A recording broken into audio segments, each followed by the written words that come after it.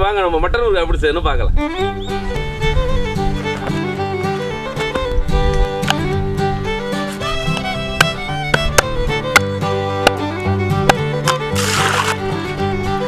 Mutton ஊறுகாய் செய்யறதுக்கு boneless mutton தான் பயன்படுத்தணும், எந்த எலும்புமே இருக்கக்கூடாது.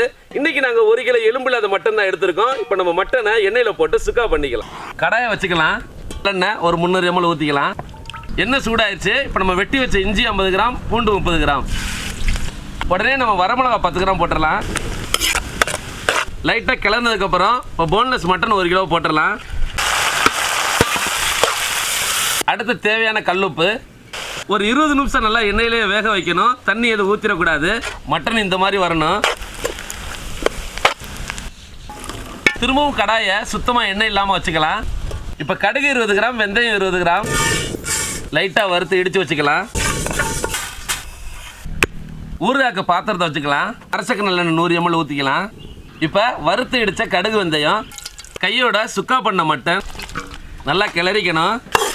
அடுத்து மிளகாய்த்தூள் 20 கிராம்.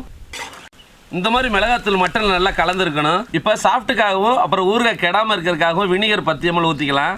அடுத்து 4 எலுமிச்சம்பழச்சாறு ஒரு 2 நிமிஷம் கிளறி இறக்கிடலாம்.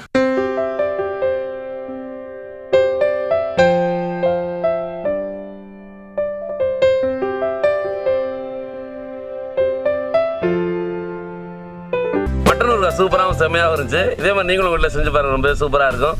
இந்த வீடியோ பிடிச்சிருந்தா லைக் பண்ணுங்கள், ஃப்ரெண்டோட ஷேர் பண்ணுங்கள், மறக்காம பேஜை ஃபாலோ பண்ணுங்கள். மீண்டும் அடுத்த நல்ல வீடியோட சந்திப்போம். பாய்.